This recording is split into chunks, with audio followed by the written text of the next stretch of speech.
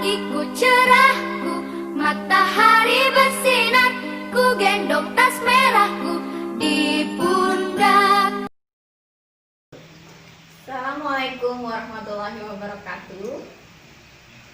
Apa kabar anak-anak? Semoga kalian dalam keadaan sehat, selalu ceria dan tetap bersemangat. Kali ini kita akan mempelajari tentang proklamasi kemerdekaan Indonesia dan makna proklamasi kemerdekaan bagi bangsa Indonesia. Adapun tujuan pembelajaran kali ini, setelah melihat tayangan video, kalian mampu menyebutkan makna proklamasi kemerdekaan bagi bangsa Indonesia. Sekarang, perhatikan gambar berikut ini.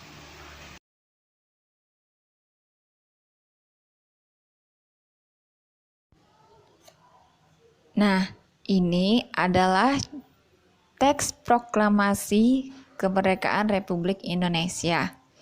Teks proklamasi ditulis di Rumah Laksamana Tadaisi Maida di Jalan Imam Bonjol nomor 1. Yang menyusun teks proklamasi itu adalah Insinyur Soekarno, Dr. Andes Muhammad Hatta, dan Mr. Ahmad Subarjo.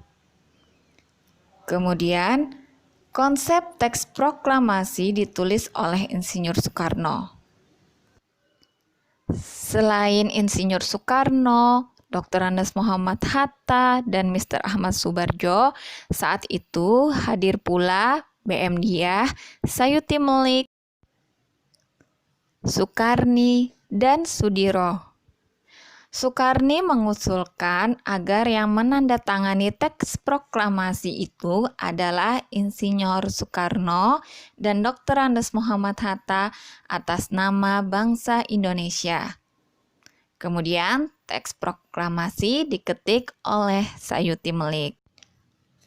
Pada tanggal 17 Agustus tahun 1945 di kediaman Soekarno di Jalan Pegangsaan Timur nomor 56, pukul 10, teks proklamasi dibacakan oleh Insinyur Soekarno. Selanjutnya, silahkan kalian tonton video berikut ini.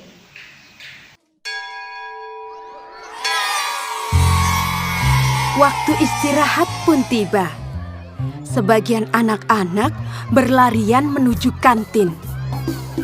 Andre Lim datang menghampiri Nabila. "Hanya Nabila, jajan yuk."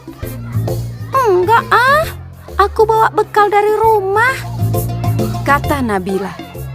Tak disangka-sangka, Christina pun membawa bekal. Tidak lama kemudian, ada Bagus datang menghampiri Nabila. "Boleh tidak aku makan bareng kalian?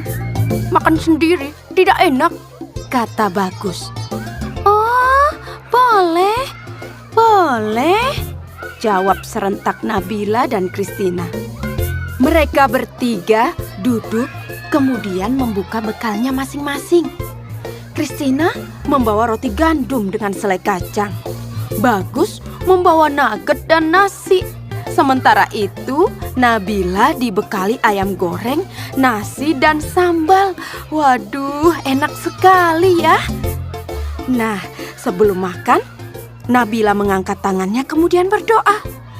Sedangkan Christina melipat kedua tangannya dan menunduk sambil berdoa. Sementara itu, Bagus merapatkan kedua tangannya sambil berdoa. Mereka berdoa bersama. Di tayangan video tadi, meskipun rakyat Indonesia terdiri atas berbagai macam suku, ras, budaya, bangsa, dan agama, rakyat Indonesia tetap bersatu untuk memproklamirkan kemerdekaan negara Indonesia. Hal ini mencerminkan kerukunan dalam perbedaan.